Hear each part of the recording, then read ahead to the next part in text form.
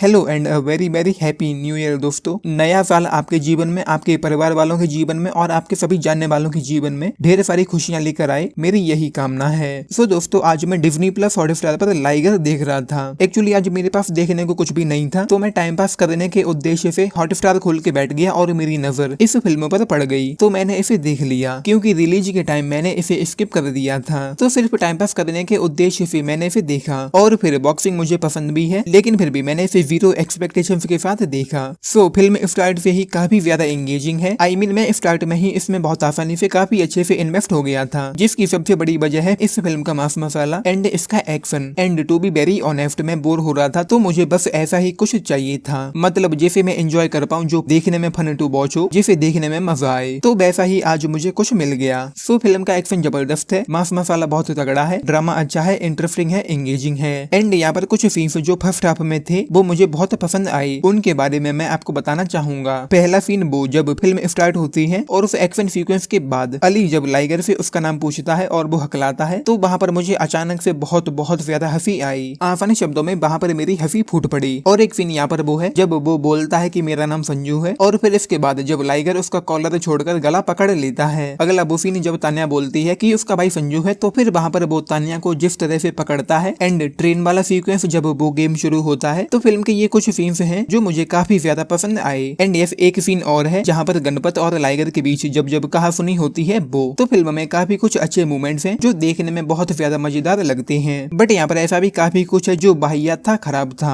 I mean इस film की सबसे वाहियात बात तो ऑफकोर्स अनन्या पांडे ही है। और फिर इसका क्लाइमैक्स भी मुझे कुछ ज्यादा अच्छा नहीं लगा। मैं सोच रहा था कि फिल्म का क्लाइमैक्स बहुत अच्छा होगा, हमें गूस बम्स आएंगे, चेहरे पर एक स्माइल आएगी, कंपटीशन होगा, बट वहाँ पर तो एक अलग ही ड्रामा चल रहा था। तो इस फिल्म का क्लाइमैक्स और ताने वाला एंगल मुझे यहाँ पर अच्छा नहीं लगा। बट वो तानिया वाला एंगल जरूरी तो था, लेकिन वहाँ पर आकर ये फिल्म बिखरने लगती है, अचानक से स्लो डाउन होती हुई, डिप होती हुई फील होती है। और जो एक्साइटमेंट मेरी इसके लिए थी वो कम हो रही थी। मैं मानता हूँ कि इस एंगल को थोड़ा और बेहतर तरीके से और ज्यादा अच्छे तरीके से दिखाया जाता तो बेहतर होता, लेकिन फिर भी इस फिल्म के अच्छे ट्रीटमेंट की वजह से मैंने इसे बिंज वॉच किया, क्योंकि फिल्म लगभग पूरी तरह से ही एंगेजिंग है। एंड यहाँ पर एक बात और मुझे अच्छी लगी, वो है इसके पावर पैक्ड डायलॉग। मतलब डायलॉग सिर्फ लाइन्स ही नहीं, बल्कि रोनित रॉय और विजय देवरकोंडा ने जिस तरह से बोला है वो, मेरा मतलब उन सीन्स से है जब वो गुस्से में झल्ला कर बोलते हैं, वो शॉट्स। एंड इस फिल्म का जो प्लॉट है वो कुछ खास नहीं है। लाइगर बनारस से मुंबई आता है अपनी माँ के साथ, और लाइगर के मरे हुए फादर का सपना था कि वो चैंपियन बने, तो उसी सपने को लेकर वो दोनों मुंबई आते हैं और रोनित रॉय से ट्रेन करते हैं। सिर्फ ये है कहानी। तो ये कहानी मुझे कुछ ज्यादा पसंद नहीं आई, बट उस कहानी के आजू बाजू यहाँ पर जो मसालेदार एलिमेंट्स रखे गए हैं वो मुझे यहाँ पर सबसे अच्छा लगा। और शायद इसी वजह से ये फिल्म मुझे कहीं पर भी जरा भी बोर नहीं कर पाई, और इसका कॉन्सेप्ट भी मुझे अच्छा लगा। हालांकि अंत आते आते फिल्म बिगड़ जाती है और कहीं और ही पहुंच जाती है, और इसका प्रेजेंटेशन एग्जीक्यूशन भी अच्छा ही कहा जा सकता है, लेकिन जो खराबियां यहाँ पर हैं वो हैं, उन्हें इग्नोर नहीं किया जा सकता। फिल्म में काफी ज्यादा पोटेंशियल था, हालांकि प्लॉट ज्यादा अच्छा और नया तो बिल्कुल भी नहीं था, लेकिन इसके बावजूद भी वो इसे संभाल नहीं पाए। जबरदस्ती का लव एंगल यहाँ पर घुसा दिया, जिसमें जरा भी डेप्थ नहीं थी, जरा भी रिलेटेबल नहीं था, जरा भी कन्विंसिंग नहीं था। लेकिन उसके विपरीत फिल्म से हम डिस्कनेक्ट होने लगते हैं जब जब अनन्या पांडे स्क्रीन पर दिखाई पड़ती है, लेकिन जब वो दिखाई नहीं पड़ती तो ये फिल्म आपको पूरी तरह से हुक एंड बुक करके रखती है, और आपको आगे भी देखने, आगे भी जानने के लिए थोड़ा थोड़ा एक्साइट भी करेगी। और फिर मैं इसमें काफी अच्छे से इन्वेस्ट हो गया था, तो मुझे ज्यादा प्रॉब्लम तो नहीं हुई इसे देखने में। और उसकी सबसे बड़ी वजह यही है कि फिल्म का मास मसाला बहुत अच्छा है, एक्शन भी बहुत अच्छा है, और कुछ सीन्स में आपको बहुत ज्यादा हंसी भी आएगी। तो मुख्य तौर पर यही वो एलिमेंट्स हैं इस फिल्म में जो मैं अच्छे कह सकता हूँ। और इसका जो स्क्रीन प्ले है वो भी काफी हद तक एंगेजिंग है, बट कुछ कुछ जगह डगमगाता है, और क्लाइमैक्स में आकर तो पूरी तरह से ही बिखर जाता है। और फिल्म की राइटिंग भी कहीं न कहीं कमजोर है। फिल्म डिटेल में किसी की भी पास्ट में बैक स्टोरी को नहीं दिखाती, और इसके लास्ट के 30 मिनट जब वो बाइक और ब्रीफकेस लेकर उसे छुड़ाने जाता है, तो वहाँ पर मैं अचानक से ही इससे पूरी तरह से डिस्कनेक्ट हो गया था। और जो चीज मुझे वहाँ पर एंगेज करके रखे हुए थी वो था इस फिल्म का action. So action fight sequences बहुत अच्छे हैं, उनकी कोरियोग्राफी मुझे बहुत अच्छी लगी, और एक्शन ही इस फिल्म का एक पॉजिटिव पॉइंट कहा जा सकता है। और इसके गाने एक से बढ़कर एक बकवास है, कोई भी गाना आपको याद रह जाने लायक नहीं है, और यहाँ पर ज्यादा कुछ इम्पैक्टफुल इफेक्टिव कहने जैसा नहीं है। इंटरवल होने से ठीक पहले जब स्क्रीन ब्लैक होती है, वहाँ पर जो बीजीएम सुनाई पड़ता है वो 2-4 सेकंड्स मुझे बहुत अच्छे लगे। आई मीन उस दौरान जो बीजीएम हमें सुनाई पड़ता है वो मुझे बहुत अच्छा लगा, और उसके अलावा भी कुछ और जगह बैकग्राउंड स्कोर सुनने में अच्छा लगता है। और अब आते हैं एक्टर्स पर, तो अनन्या पांडे की परफॉर्मेंस कितनी ग्रेट है वो तो फिल्म की रिलीज के बाद ही चर्चा का विषय बना हुआ था, और उसकी ग्रेट एक्टिंग की वजह से ही मैं मैं अब तक इसे डिले करता हुआ आ रहा था। और रम्या कृष्णन का भी काम मुझे व्यक्तिगत तौर पर ज्यादा पसंद नहीं आया। उनके कैरेक्टर में, उनके फेस एक्सप्रेशंस में, उनके एक्सेंट में शिवगामी देवी दिखाई पड़ती हैं। बट विजय देवराकोंडा की परफॉर्मेंस मुझे सबसे ही ज्यादा अच्छी लगी। उन्होंने अपना यहाँ पर बहुत अच्छा दिया है। उनके एक्सप्रेशंस, स्पीकिंग एक्सेंट मुझे बहुत अच्छे लगे। हालांकि हिंदी डब किसी और ने किया है, लेकिन चेहरे को देखकर एक्सेंट को समझा जा सकता है। रोनित रॉय अपने कैरेक्टर में काफी ठीक लगे हैं, बट चंकी पांडे एवरेज ही लगते हैं। सो दोस्तों, यहाँ पर कुछ इस तरह की चीजें होती हैं और मैंने इसे सिर्फ टाइम पास करने, मांस मसाले की उम्मीद से ही देखा था, तो उस लिहाज से तो मुझे बहुत मजा आया इसे देखने में। बट एक अच्छी फिल्म के तौर पर यहाँ ज्यादा कुछ खास नहीं है। तो अभी तक नहीं देखी तो टाइम पास के लिए एक ट्राई जरूर दे सकते हैं। सो 2.5 stars, that's my rating for liger. मैं चाहता हूँ कि आप इस वीडियो पर रिएक्ट अवश्य करें, फिर चाहे आप लाइक करें या dislike, it's up to you. बाकी अगर आप लोगों ने ये फिल्म लाइगर वाला क्रॉस ब्रीड देखी है तो मुझे नीचे लिख कर बताना कि आप लोगों का इस पर क्या टेक है।